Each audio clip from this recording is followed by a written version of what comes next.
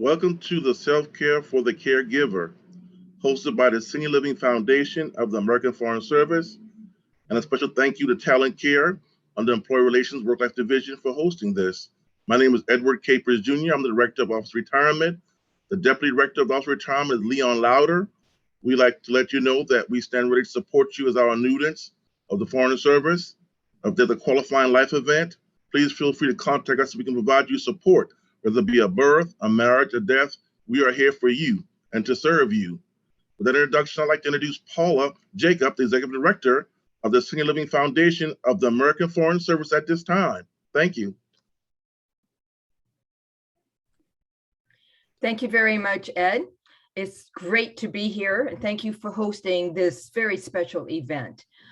For those of you who are attending, thank you for spending an hour with us. I'm sure you're going to have questions after you hear what our two guest speakers have to say. Please submit your questions in the Q&A feature at the bottom or top of the page. So a little bit about the Senior Living Foundation. We've been around for more than 30 years, fulfilling our mission to provide help and support to our Foreign Service retirees and their spouses as they face challenges that comes with aging. What began as a dream to serve our often forgotten colleagues has actually become a vital extension of the Foreign Service family. Since our founding, our help has extended to more than 1,600 people and resulted in grant and program spending of more than $6 million. In 2018, at the suggestion of the then Director General Carol Perez, and with enormous help from the Office of Employee Relations, we expanded our programs and created the Parent Program. This special program is aimed at providing guidance to parents and parents-in-law of active duty Foreign Service personnel. To date, we have responded to more than 130 requests from personnel in almost 60 countries throughout the world. Now, there are challenges in managing and providing care for loved ones. Being a caregiver is time-consuming as well as physically and emotionally draining, even when you are close by. But imagine what it is like if you are halfway around the world and can't get home easily. It often takes a toll on one's own health. And we are so grateful for this opportunity to share some suggestions for managing that care and caring for yourself. To begin, we are fortunate to have an aging life care professional with us. Heather Surrey is a registered nurse and certified care manager. She founded Pathways in Aging, an aging life care management practice serving Northern Virginia in 2018. Heather is the president of the Mid-Atlantic chapter of the Aging Life Care Association and a Medical Reserve Corps volunteer. From personal experience, I know that Heather loves working in her community to help families navigate the complexities of the healthcare system with a special passion for supporting the sandwich generation.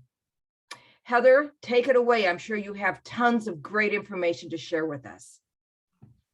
Thank you so much, Paula, and so grateful to be here today to share some ideas and thoughts about how to get support when you are managing the care of aging parents, whether you're doing that locally or you're doing that remotely. I practice here in Northern Virginia, but I wanted to share some information that I think will be helpful for you no matter where you live in the country or even the world. You have my slides, Kyle? There we go. All right, so some resources for aging loved ones. And we can have the next slide. Perfect. Okay, so when you're kind of getting started, maybe you've noticed that your folks are starting to need some help, looking kind of at the local level resources, I think is where a lot of people start.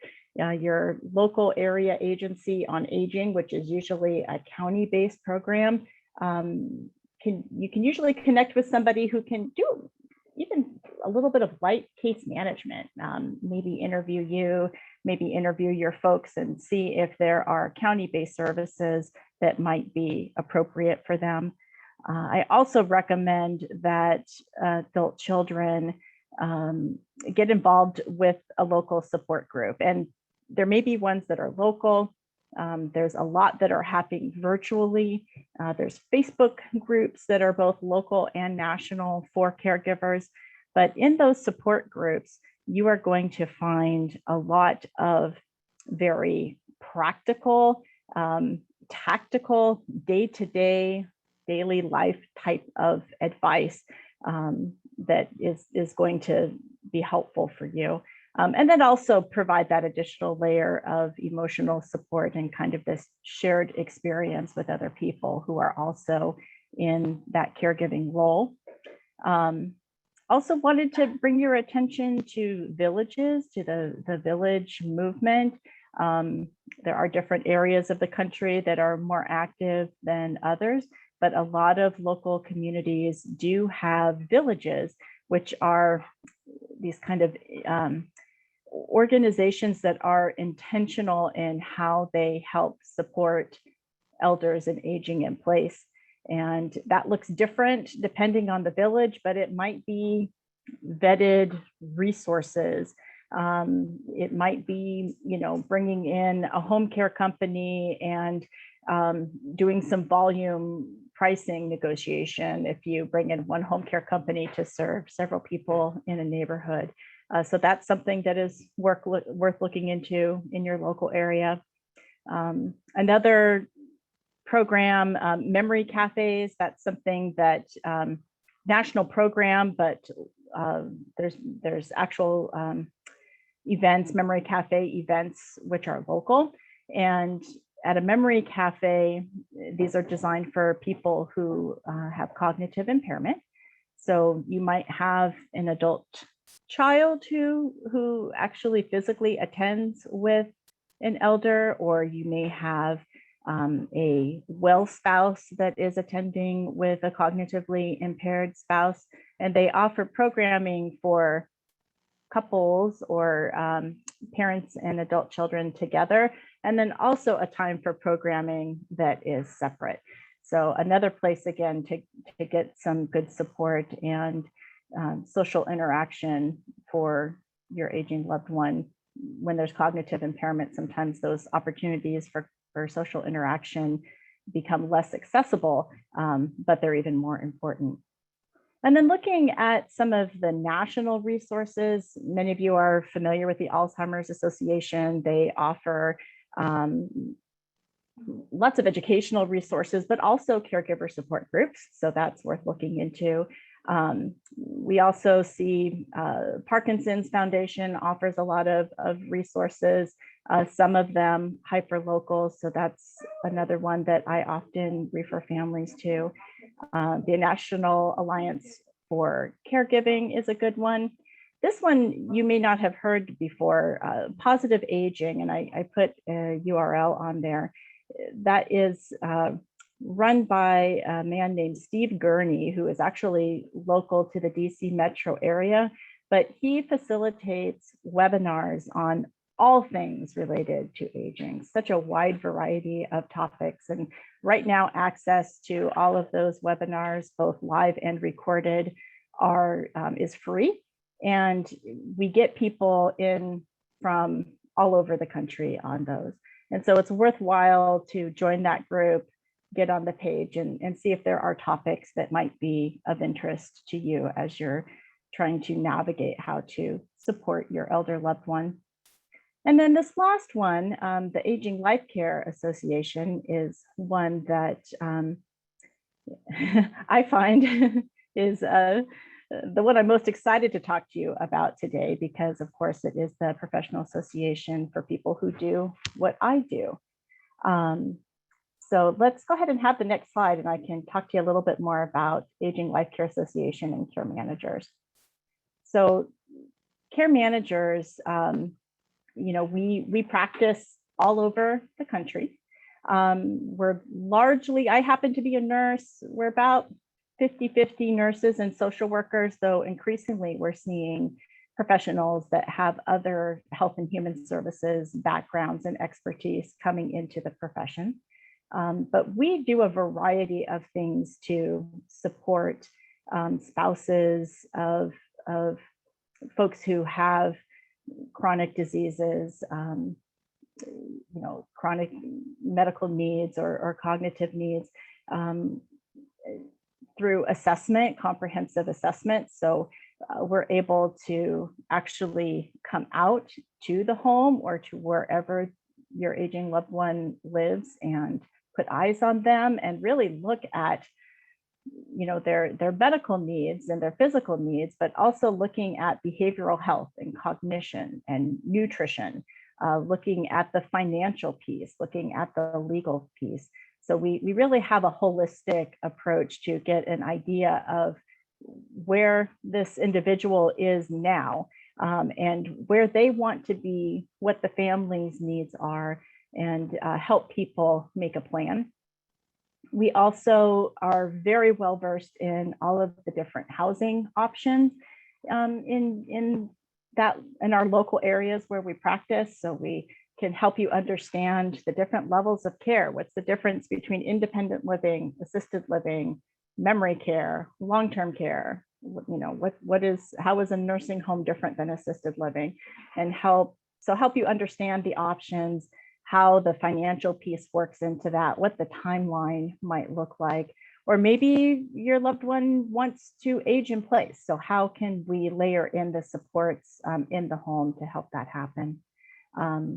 Medical care coordination, it could be from as high level as giving recommendations for specialists or physicians that folks might want to have on their team to, we actually drive people to their medical appointments sometimes, take detailed notes, advocate during the visit, make sure all the questions get answered, and make sure that report goes back to the adult children or to the spouse.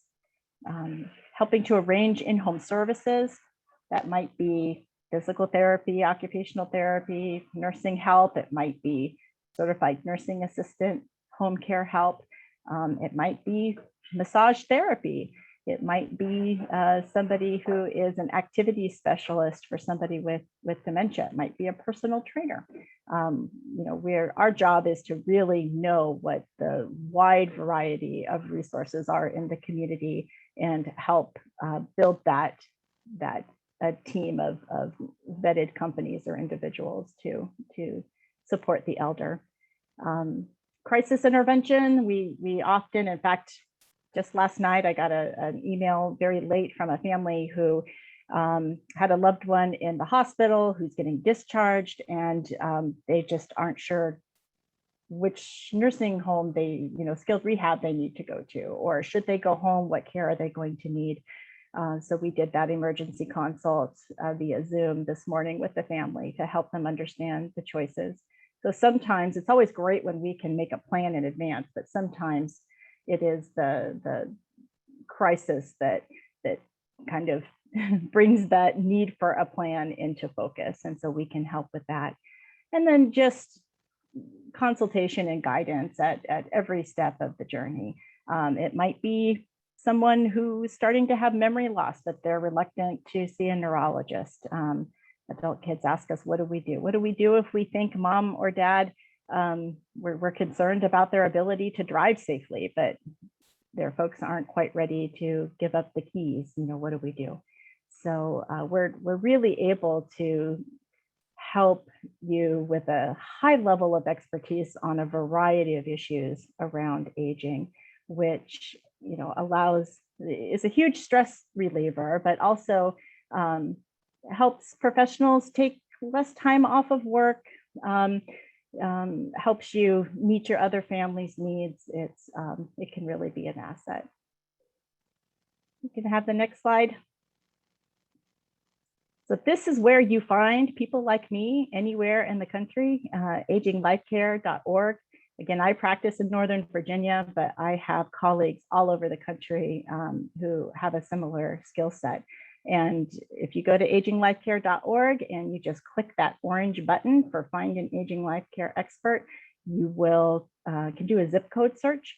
And there you will find people who have met our association's high standards for education, for work experience, and at the highest level, passed the national credentialing exam that just demonstrates our expertise and our ability to do this work.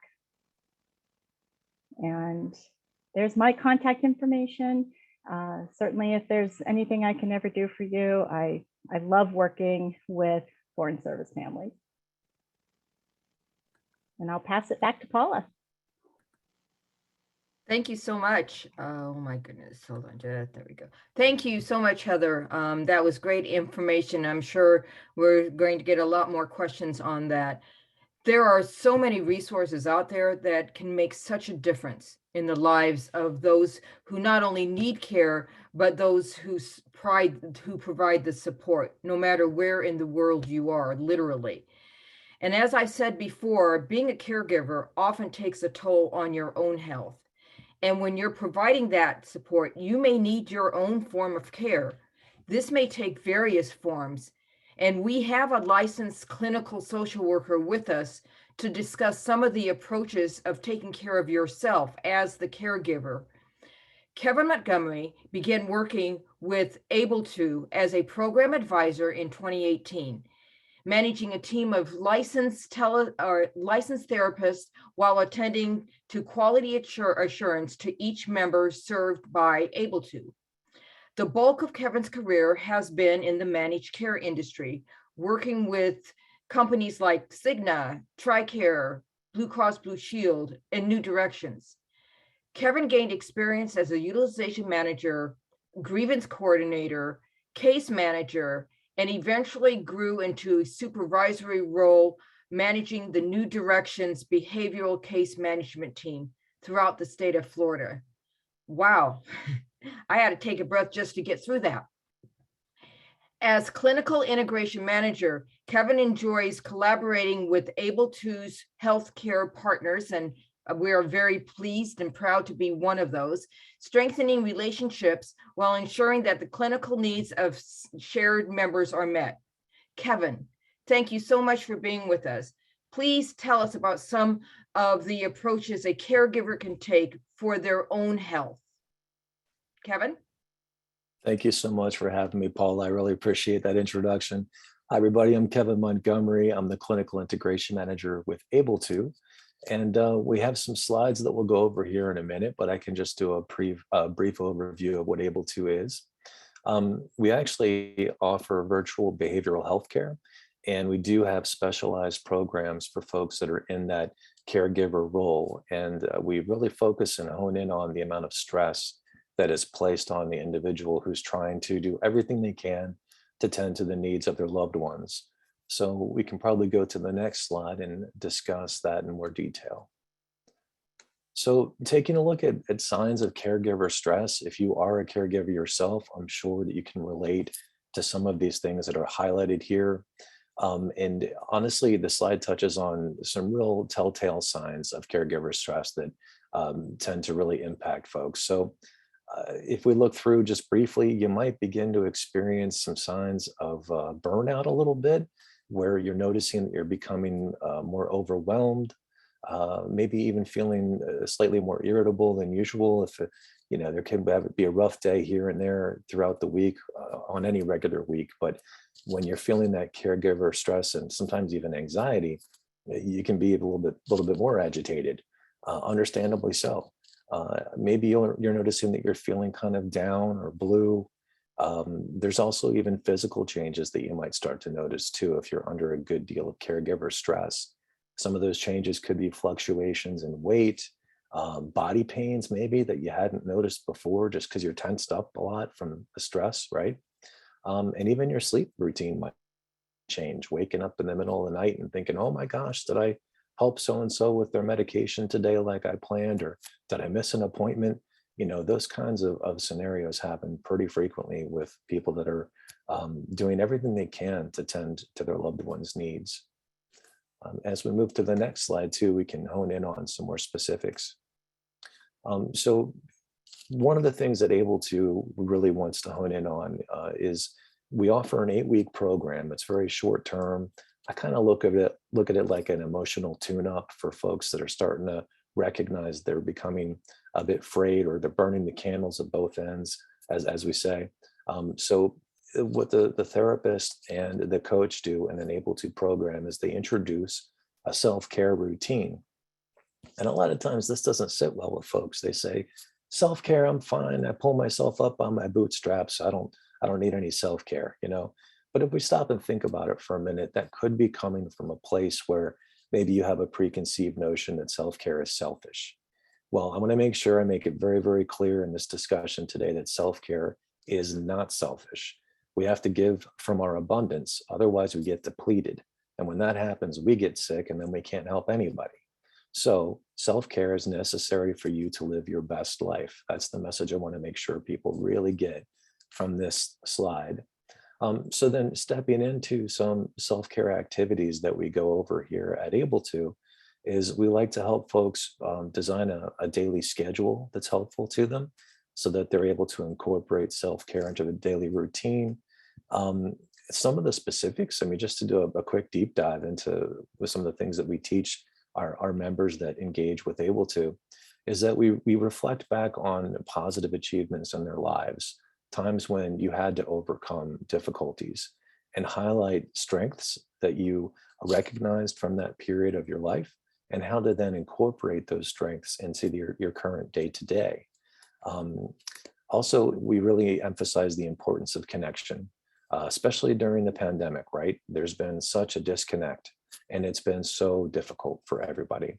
So connecting virtually, or even better yet, in person when it's safe, is ideal. We want to embrace our friends and loved ones every way we can, so that social connection really does help to bolster you back up emotionally. Also, I mean, this might sound a little bit hokey, but creating daily affirmations can be a really wonderful thing. If you start your day with a positive attitude, and maybe even have a saying or a song lyric or a poetic verse that really speaks to you, that helps to lift you up throughout the day, repeating that when times are tough can get you through some difficult moments. And then the other really important piece of what we do here at Able2 in our program is that we teach people how to not just take a break, because a lot of times we'll say, okay, I'm going to sit for 5 minutes, have a snack or watch TV, and then get back to it. It's not really all that rejuvenating if you do that. So we teach people how to truly relax, not just take a break, but allow themselves the self-care time to truly relax. And that's where I want to go with the next slide, is to introduce a breathing exercise that's pretty common here at Able2. Our therapist and our coaches actually work with the members who engage in our program and do an exercise kind of like this. So if you sit with me for a little bit, I'm going to take a few minutes and walk you through the exercise. Just try and find a relaxing spot. Hopefully, if you're sitting at a desk or on your couch or wherever, just allow yourself to be comfortable. You can make sure that your eyes can feel like they can rest. You don't have to stare at the slide, so that's fine. And you can just listen to my voice for a few minutes. So what I want you to do is to go ahead and bring your focus to your breath, and just pay attention to how your lungs expand and contract when you inhale and exhale. Simply let breath flow however it wants to right now. Take notice of your jaw, and if you feel any tension there, and just notice it, and don't try and change anything. And feel free to breathe into the sensations in your jaw, and as you exhale, allow it to release a little. Inhale again, and imagine that you're breathing in new life, new energy. And when you exhale, let all fear that you might have in reserve, just let that go and completely fade. Take another breath in, and when you exhale, feel yourself let go of any worries that you might have at this time. And now notice how relaxed you're becoming right now as we're just sitting together. Let another breath come in naturally, imagining a bright future. And as you let it go, notice how some of those feelings of stress or sadness, they ease and they fade away. A gentle wave of relaxation sweeps over you as you breathe in and out. Now allow your breath to flow naturally and let yourself feel calm and peaceful. Give yourself permission to feel calm and peaceful. And just know that you deserve this wonderful feeling of serenity.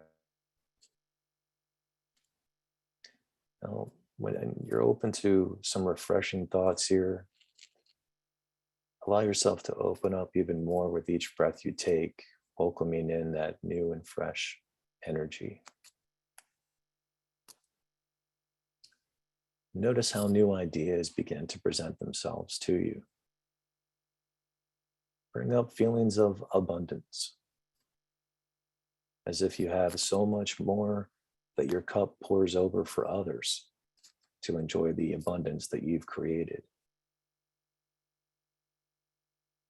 Imagine that you're energized and have a zeal for life.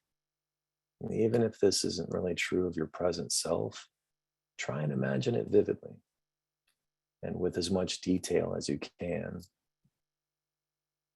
See yourself full of energy and optimism. And you can imagine it as if you're watching a movie of yourself, if that helps. But be sure to see those colors brightly and watch yourself full of ambition, taking steps towards achievement. Now, staying with your breath, allow your intentions to remain positive. And even if you don't feel positive in this moment, you can imagine what being joyful is like. So breathe that joy in and notice how you're consciously shifting any sad or stressed out thoughts right now to peaceful feelings instead. We're going to replace them. Let that stuff that holds you back go and welcome in the peaceful feelings. By following your breath, let yourself exhale completely and relax. And any thoughts that previously held you back become small and smaller. We're going to watch those negative thoughts diminish little by little, just like if you're riding away in a car and you see negative thoughts sitting alongside of the road. They just shrink away into the distance as you ride away with ease. And as you see them go, you're freed from their grip. And if you have any more negative thoughts rise that you don't like, just drop them off on the side of the road by any means necessary. Kick them to the curb, as they say.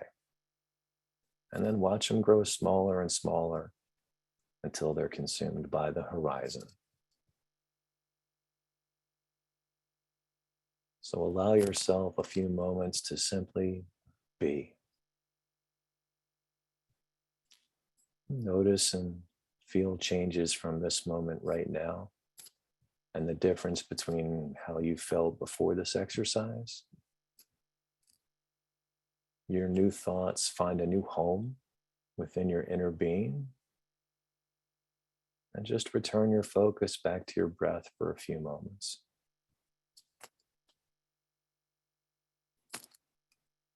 In your own time, whenever you're ready, slowly bring your eyes back up to the presentation and commend yourself for taking steps towards living a healthier life by just simply breathing and letting go of some of those things that would typically annoy us. We can just kick them to the curb. And take as much time as you'd like to just be in gratitude for several moments. And while saying that, I'll also say thank you for allowing me to share this time with you. So as we shift gears from that slide, I just want to say that I appreciate everybody giving me that opportunity, and we could step into a quick description of an Able-To program so you can understand a little bit more about what we offer here.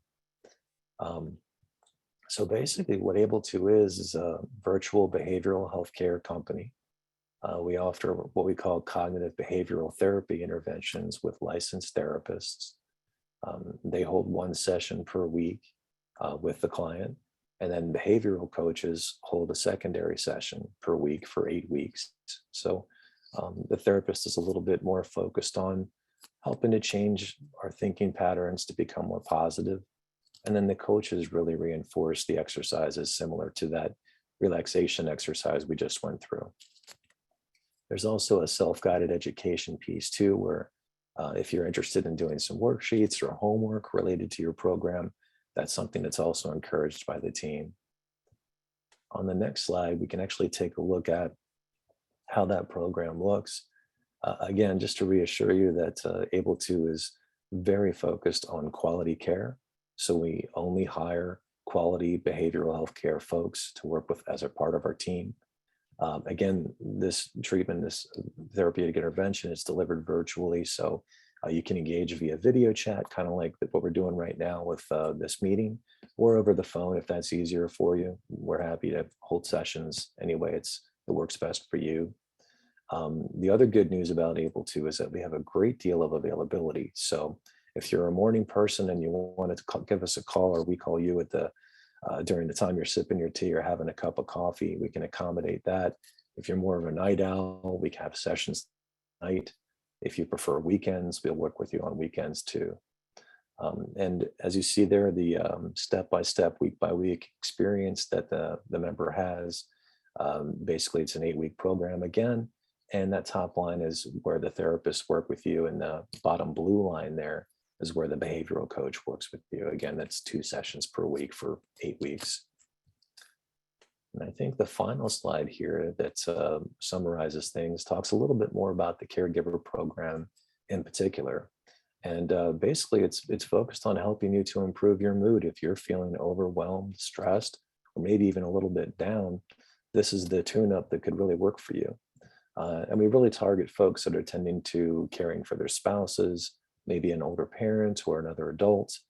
And the program content, again, focuses on honing in on how to best deal with the stress related to caregiving, as well as educating on maybe some thinking issues that tend to take you down a more negative thinking path. We turn that around, we make a U-turn, and we teach you some more positive interventions that can help you shift your thinking. And then also, as mentioned before, that was just one relaxation exercise that we went through with the breathing piece there. We have a plethora of exercises to choose from, and they're really based around your comfort level and what you're interested in. And I think the final slide for Able-To here is a QR code where I think if you have Aetna FSBP, it would work if you scan that with your phone right on the slide. You can feel free to visit Able-To's website. And I believe that there's a contact us option at the bottom of that page, and you can outreach to us at any time or outreach to your insurance company to see if you can engage with Able-To. And I appreciate everybody giving me the time to present today. Thank you so much. Thank you very, very much, Kevin. That was great information. I hope now that the audience has had a chance to absorb some of the information. I do have a few questions for both of you. So if you will indulge me for just a bit. This is for both of you, so I don't know, you can fight over who takes this one first, but how can we go about balancing care for our parent and then care for ourselves? It's difficult, I know. And then I know, Heather, let's take it one step further with you when you're talking about the sandwich generation.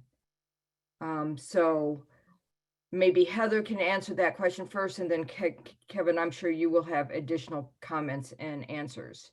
Heather? Yeah, thank you. That is a great question. And I'm excited to hear Kevin's answer too, because I think that he will be able to dig in a little bit deeper into the self-care piece. But I know for me as a care manager, when I am working with someone, we almost have what I refer to as a parallel care plan, right? So we're going to have a care plan for our elder who might have chronic health conditions, need support, but we also need a care plan for that elder. So when we're working with someone or for the caregiver, for the family member, so maybe we are making recommendations about getting behavioral health support, about support groups, about helping someone figure out what balance makes sense for them, because it is a very individual thing. There's not just one recipe that works for everyone. I think the most important part that I will say about that is that you, as a caregiver, get to decide where your boundaries are, and that your most important job is the one of advocate. And if you are too tired and too stressed and too burned out to be able to see the big picture and advocate for your loved one, then you're probably doing too much, and you need to relook at that balance. What do you think, Kevin? That's a great handoff, Heather. I'm with you completely with the boundaries. And so much of that, honestly, it is really helpful to engage with a therapist, whether it's able to or a therapist in the community. And there is a stigma with that. Sometimes it's hard to ask for help. But, if you look at it like you tune up your car every 6 months or you get an oil change every 6 months, our emotional well-being deserves the same kind of respect as our medical well-being. There's all kinds of metaphors I could use here, but I'm 100% with you with boundaries. From a therapeutic place, it's difficult to make those changes. And it does help to have a professional walk with you and to find some of the pain points of where those relationships could really be perceived in a new light, so that you feel a sense of comfort with saying, okay, I am okay and capable of handling this much, but that's where it's going to stop. And then to maintain that boundary is the key, not to give back in again to the person when they put pressure on you to do more and more and more. And I speak to that from a personal perspective too. I remember watching my own mother tend to my grandmother as she was struggling, as she progressed in age. And I saw my mother really come to that breaking point. And if I worked for Able To at the time, I'd be like, Mom, you need to get into Able To session and make sure that you engage in a program. But at the time, I just did my best to be a supportive son. Now I'm in a similar spot with my mom and my in-laws. So I feel some of the concerns that I'm sure many of the folks attending this webinar are experiencing themselves. Thank you very much. So just to warn both of you, I'm also going to get into caregiving when it pertains to the younger generation too. So start thinking about that also. In the meantime, however, Heather, let's talk about conflict. Okay. So from experience with the foundation, I can tell you that to our great surprise, siblings don't necessarily agree on things. So as Kevin laughs, right? So can you help us out here? What happens when the siblings, maybe the sister is in, I don't know, name a country, but the couple of siblings are across the different states in the US, and they don't necessarily agree with how to take care of mom. Help. So it's we deal with a lot of that, care managers, and so one of the roles we play is one of kind of mediator, trying to help everybody get on the same page. I'll tell you, more often I have siblings who are kind of in agreement with what they want to see happen with mom and dad, but mom and dad are not in agreement with that plan. So that is often the conflict that we're dealing with, where mom and dad's idea of what is safe and appropriate is very different than what the adult children are. But I think we either way, we always have to go back to that model of person-centered care. We need to find out what is most important to the elder, what they value, and that has to be the starting point. And then hopefully that piece will translate to the siblings. So there may be different ways, different right ways to get something done, but if we can all at least be in agreement about what is most important to the elder and figure out ways to work together using our skills, our different relationships toward that goal, that's usually most effective. Okay.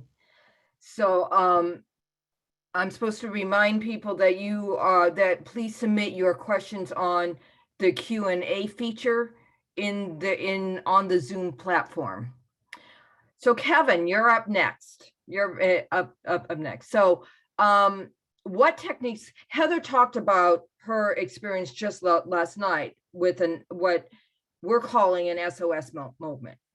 All right. So let me ask you about that SOS moment when it pertains to the actual caregiver.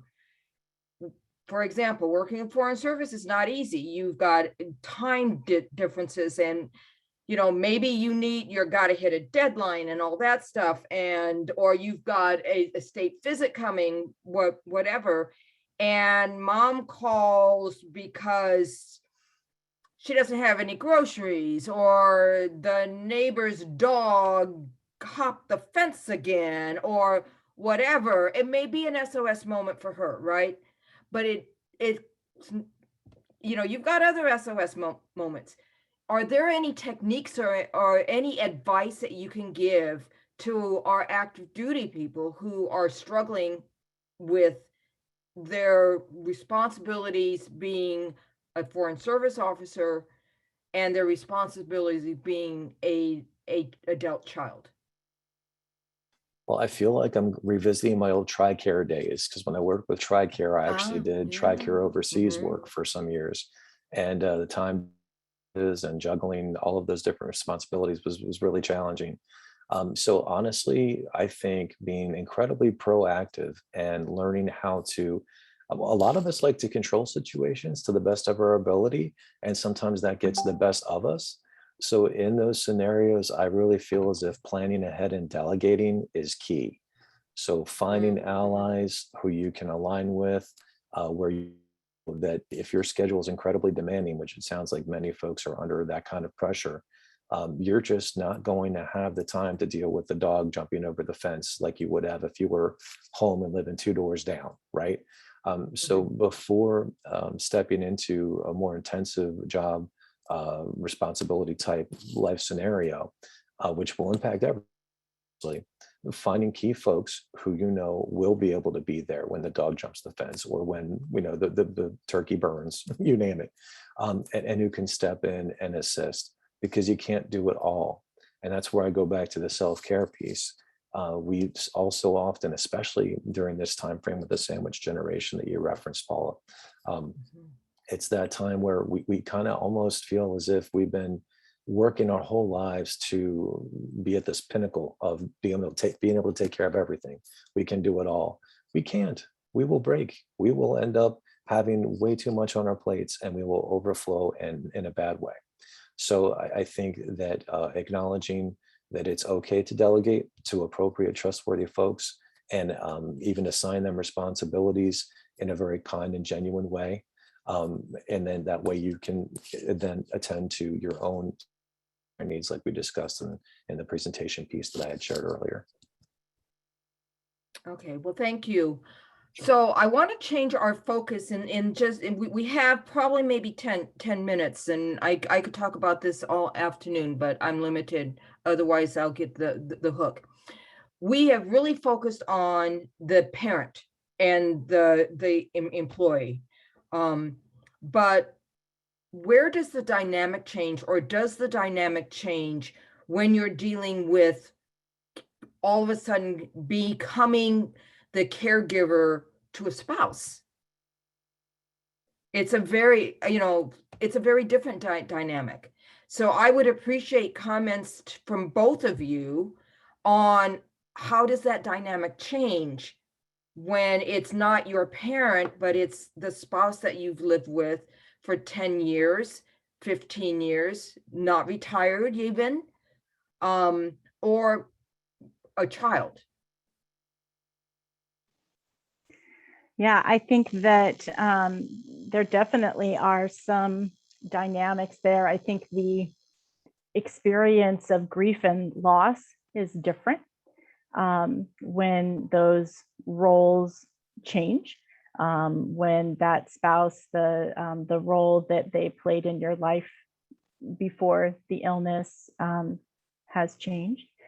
And I think that it is, in some ways, can be even more challenging because of the dynamics of the relationship over those years. Sometimes spouses are reluctant to accept care or advice or assistance from a spouse, depending on the role that they played in the relationship. So that can create conflict. You didn't tell them what to eat breakfast for the last 15 years, so why all of a sudden now are you trying to control what they're doing? I think that in terms of strategies, from a care management perspective, we're just trying to layer in the right supports to, as much as possible, support the spouse in being the spouse. And trying to provide as much opportunity and protection around that role in the relationship, and try to outsource some of the more caregiving related tasks when that's possible. Sometimes that can be helpful. Thank you. Kevin, do you have any thoughts, words of wisdom, little pieces of information that might help us? I'm right along there with Heather as far as outsourcing goes. Working as a manager in case management for insurance companies, we received so many referrals along these lines where our members had been struggling with feeling that overwhelming sense of just not being able to do much more. They'd done it all. And whether it was for a spouse or a child or a parent, you name it, that caregiver burnout was definitely very, very real. Compassion fatigue, people call it, because you gave it all. And in those situations, I think delegating to a case manager a lot of times at the insurance company to handle specific medical needs, as far as helping to organize appointments. From my prior experience with health plans, sometimes they can even help to organize medications for the individual so that they're mailed out and they're already pre-packaged. I mean, that's fantastic. And then there's also another side of the house that people might not be aware of. When you talk about health plans, they have behavioral health case managers who can also assist, again, with emotional needs, figuring out whether maybe outpatient therapy with a licensed marriage family therapist would help in that scenario, so that they could meet with both the caregiver as well as the individual who's struggling, whether it be, again, a child and a spouse or a parent, and actually have family sessions to help everybody understand the dynamics and how important it is to keep a balance, because if we lose that balance, that's where we end up falling into some trouble. So whenever possible, especially now, since the pandemic, there's been very few things that have been very positive about the pandemic, but one of the positive things is virtual healthcare. So you can actually attend sessions. Again, I'll put a plug in for Able To. We do a great job with this, but even if you'd like to work with an outpatient therapist virtually, you can help to arrange that through your insurance company almost with every health plan. And that's highly recommended. And they can be held in sessions similar to this, like a video chat, Zoom type experience where you can have sessions that way. So it makes it very convenient. It cuts down on drive time and commutes and that kind of thing. So I'd highly recommend inviting a third party in to assist with navigating, setting some new rules. Good advice. So Kevin, I have a very technical question for you. One of our audience has, when doing the breathing exercises that you had, is it better to exhale through the mouth or the nose? Great question.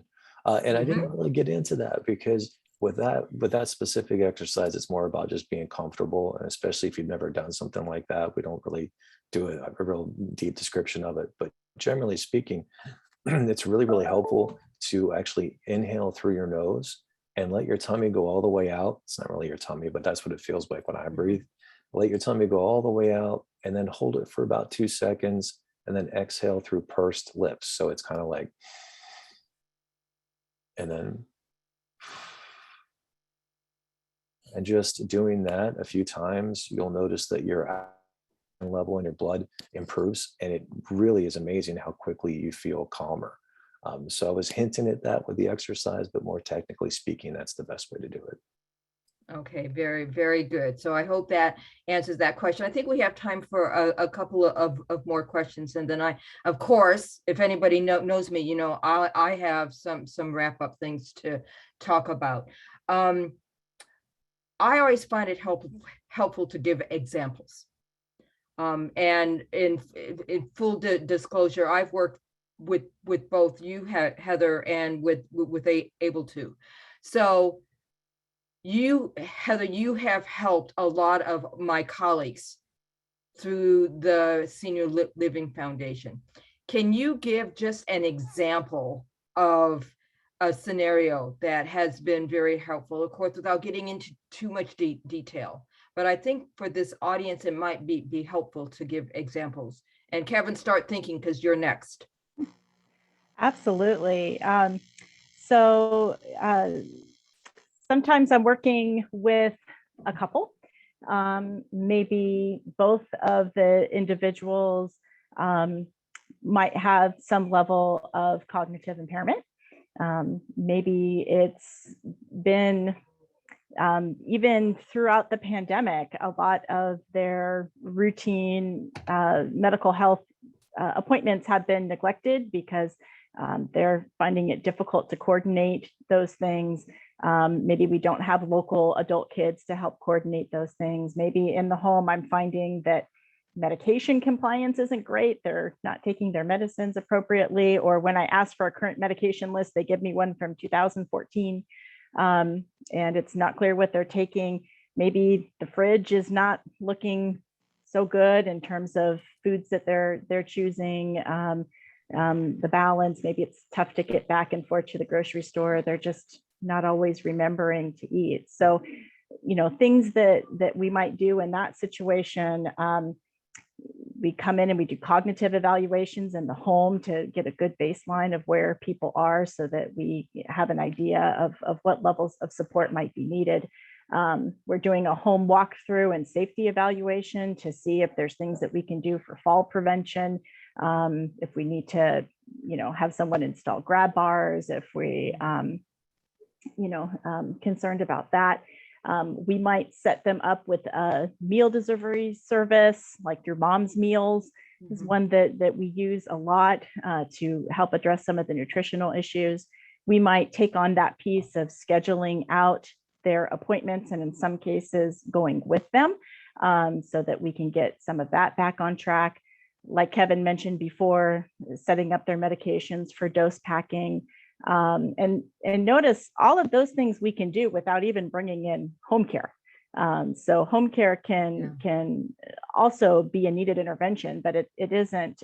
When you Google what to do for your parents, usually what you get is 50 listings for home care organizations. And that is a tool, and it's a tool that we use in some capacity with almost every person we work with over the lifespan. But there are a lot of things that we can do in addition to that. That's great. Yeah, that probably triggers some people, and oh yeah, that might be very helpful. So thank you very much, Heather. Kevin, can you give us some examples of how Able To can help? Sure, happy to. Ideas. Absolutely, Paula.